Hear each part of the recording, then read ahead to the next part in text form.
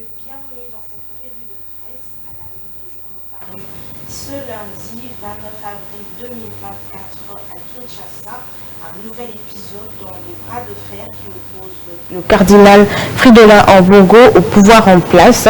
Toujours sur le volet judiciaire, la presse s'intéresse également à d'autres personnalités, notamment le ministre de Finances Nicolas Kazadi.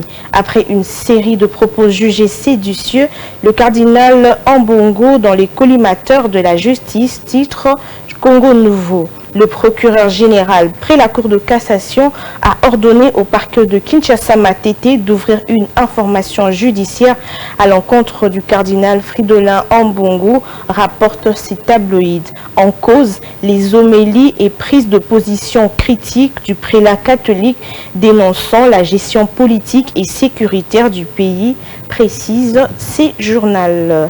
Sur le même volet judiciaire, mais cette fois avec les journaux Agence Anadolu qui s'interroge.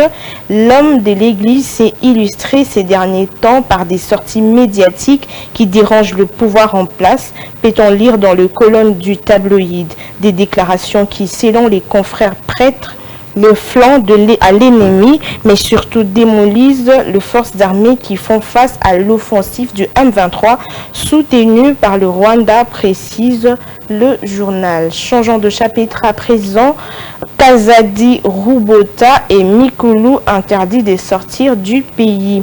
La presse s'est fait l'écho d'autres initiatives judiciaires visant cette fois-ci de personnalités politiques, affaires forage et lampadaires présumés sur fracturés. Mediacongo.net titre que Nicolas Kazadi, actuel ministre de Finances, interdit de quitter les territoires nationaux, rapporte ces tabloïds. La même mesure concerne François Rubota, ministre du Développement rural, et Guy Mikulu, ancien ministre du Développement rural. Ces trois personnes interdites de quitter les territoires nationaux sont soupçonnées d'avoir surfacturé des marchés publics portant sur de forages et lampadaires, rappelle le journal. Les sommes présumées détournées s'y comptent en centaines de millions de dollars, écrit le tabloïd. Nous allons clôturer cette revue de presse avec ce journal qui est Mediapart, qui renchérit que